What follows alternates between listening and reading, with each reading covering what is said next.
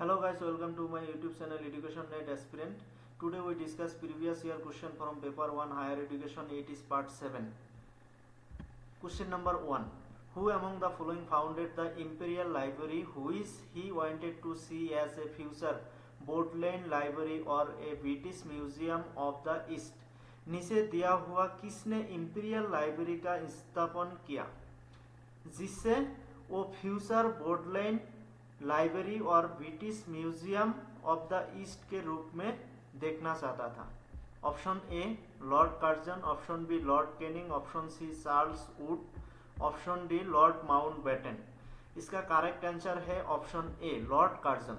Lord Curzon ने Imperial Library का founded किया था एंड वो फ्यूचर में इसको बोडलेन लाइब्रेरी और ब्रिटिश म्यूजियम के रूप में देखना चाहता था। उसके बाद question number 2. IGNOU host secretariats of the SAARC consortium on open and distance learning and the global mega universities network initially supported by. IGNOU ने SAARC consortium on open and distance learning and global mega universities network host किया था। Initially उसको support किया था option A UNDP, option B UNESCO, option C UNHCR, option D UNICEF. इसका correct answer है option B UNESCO. UNESCO के द्वारा उसको इनिशियली सपोर्ट किया गया था। यूनेस्को का फुल फॉर्म क्या है? United Nations Educational Scientific and Cultural Organization. And जो सार्क है, सार्क का फुल फॉर्म है South Asian Association for Regional Cooperation. उसके बाद question number 3. What is the full form of Samvay? Samvay का फुल फॉर्म क्या है? Option A skill achievement matrix for vocational assessment of young, option B state authority ministry for veterinary achievement of youth, option C skill assessment matrix for vocational advancement of youth, option D state analysis maintenance for various analysis of young. इसका correct answer है option C skill assessment matrix for vocational advancement of youth. यही है समवाय का full form. उसके बाद question number 4. Taxila is an important archaeological site and UNESCO declared it to a World Heritage Site in the year. Taxila एक important archaeological site है, UNESCO के द्वारा world heritage site हिसाब इसको कब डिक्लेयर किया गया था? Option A 1980, option B 1990, option C 1992, option D 1978। इसका करेक्ट आंसर है ऑप्शन ए 1980। 1980 में यूनेस्को के द्वारा तक्षशिला को वर्ल्ड हेरिटेज साइट घोषित किया गया था। उसके बाद question number 5. Given below are two statement. Statement 1. As per NEP 2020 National Research Foundation NRF will constitute a national committee for the integration of vocational education NVIV। NEP 2020 के अनुसार जो National Research Foundation NRF ने National Committee for the Integration of Vocational Education का गठन करेगा। It is incorrect, क्योंकि जो National Committee for the Integration of Vocational Education है ये NRF ने कॉन्स्टिट्यूट नहीं करेगा। ये Ministry of Human Resource Development के द्वारा कॉन्स्टिट्यूट किया जाएगा, गठन किया जाएगा।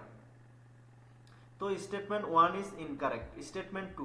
As per NEP 2020 model public universities for holistic and multidisciplinary education at par with IITs, IIMs called MERU multidisciplinary education and research universities will be set up to attain highest global standards in quality education।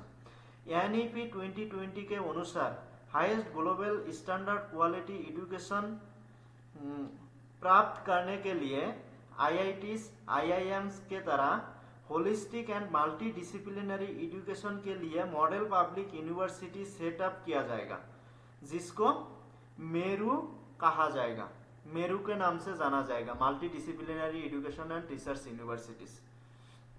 तो it is true, correct, statement 2 correct है, तो इसका correct answer होगा option D. Statement 1 is incorrect but statement 2 is correct.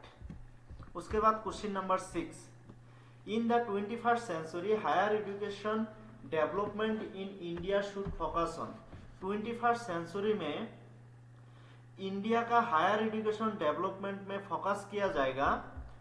A, access and equity, B, signal domain government aided universities, C, market driven fee structure and quality, D, accountability and quality. Choose the correct answer from the option given below. देखो 21st century में higher education development in India में focus किया जाएगा access and equity and जो accountability and quality, इसके ऊपर। तो इसका करेक्ट आंसर होगा option A and D only, access and equity and accountability and quality, A and D, option 1 is the correct answer. उसके बाद question number 7, match list 1 with the list 2। List 1 में vertical of Higher Education Commission of India दिया गया है and list 2 में name of the vertical दिया गया है। देखो list 1, A, first vertical of ACCI, second vertical, third vertical and fourth vertical, and list 2 में नेम दिया गया है। इसमें देखो General Education Council GEC is the fourth vertical of Higher Education Commission of India. GEC fourth vertical, तो D के साथ 1 होगा, डी के साथ 1। देखो सारों ऑप्शन में डी के साथ 1 है। उसके बाद देखो 2, National Higher Education Regulatory Council NHERC, ये होगा फर्स्ट वर्टिकल। जो Higher Education Commission of India का फर्स्ट वर्टिकल है वो है National Higher Education Regulatory Council, तो ए के साथ 2 होगा, ए के साथ 2, ए के साथ 2। देखो 2 ऑप्शन में है, ऑप्शन 1 एंड ऑप्शन 3। इसका मतलब ऑप्शन 2 एंड ऑप्शन 4 तो नहीं आएगा, इतना कंफर्म। उसके बाद 3 देखो National Accreditation Council NAC, National Accreditation Council, ये सेकेंड वर्टिकल है। Higher Education Commission of India का सेकेंड वर्टिकल है नेशनल एक्रीडिटेशन काउंसिल, तो बी के साथ 3 होगा, बी के साथ 3। देखो ए के साथ 2, बी के साथ 3, एक ही ऑप्शन में है, ऑप्शन नंबर 1। तो इसका करेक्ट आंसर होगा option number 1। First vertical National Higher Education Regulatory Council, second vertical National Accreditation Council NAC, third vertical Higher Education Grant Council ACGC and fourth vertical General Education Council GEC। तो इसका correct answer होगा option 1। उसके बाद question number 8, given below are 2 statement. Statement 1, conventional education uses traditional teaching learning methods in which teachers and learner are involved by interacting in a face-to-face manner in the classroom। Conventional education में traditional teaching learning method का use किया जाता है and इसमें teacher and learner classroom में face to face interaction में involve होता है। तो statement 1 is correct. Conventional education में traditional teaching learning method use किया जाता है and teacher and student classroom में फेस टू फेस इंटरेक्शन में इन्वॉल्व होता है। Statement 1 is correct. Statement 2, in active learning the timely feedback from either the instructor और fellow students is not critical to the learning process. Active learning में instructor और fellow student के द्वारा timely feedback देना learning process का critical हिस्सा नहीं है। इट इज फॉल्स, क्योंकि टाइमली फीडबैक देना एक लर्निंग प्रोसेस का क्रिटिकल पार्ट है, क्रिटिकल है। तो स्टेटमेंट 2 इज फॉल्स। इसका तो इसका करेक्ट आंसर होगा option C, statement 1 is correct but statement 2 is incorrect, option C.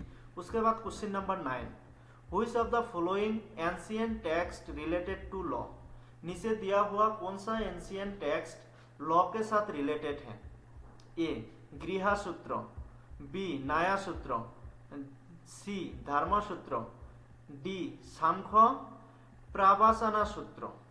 Choose the correct answer from the option given below. देखो इसमें से जितना टेक्स्ट है इसमें लॉ के रिलेटेड है ओनली ए गृहा सूत्र एंड सी धर्म सूत्र। इसका मतलब इसका करेक्ट आंसर होगा A and C only, option 2 A and C only, ये दोनों लॉ के साथ रिलेटेड है। उसके बाद question number 10, the act of incorporation passed by Lord Canning in February 1857 provided for the establishment of which of the following universities। Lord Canning के द्वारा फरवरी 1857 में जो एक्ट पास किया गया था, एक्ट ऑफ इनकॉर्पोरेशन, उसके द्वारा कौन कौन सा यूनिवर्सिटी इस्टेब्लिश के बारे में बोला गया था? A Calcutta, B Delhi, C Bombay, D Madras. Choose the correct answer from the option given below. देखो 1857 में 3 यूनिवर्सिटी इस्टेब्लिश किया गया था according to the act of incorporation जो पास किया गया था लॉर्ड कैनिंग के द्वारा। उसमें क्या क्या था? Calcutta university, Bombay university and Madras university. तो इसका करेक्ट आंसर होगा A, C and D. A, C and D, option 3 is the correct answer. जो दिल्ली यूनिवर्सिटी है वो इस एक्ट के अंदर नहीं आता है, इस एक्ट के अंदर आता है Bombay university, Madras university, Calcutta university. इसके लिए एक निमोनिक भी है बीएमसी। बीएमसी यूनिवर्सिटी 1857 में इस्टेब्लिश किया गया था। बी मतलब बॉम्बे, एम मतलब मद्रास, सी मतलब कलकत्ता। आज के लिए इतना ही। अगर वीडियो अच्छा लगा तो लाइक, शेयर एंड कमेंट करना एंड चैनल को सब्सक्राइब करना। Thank you.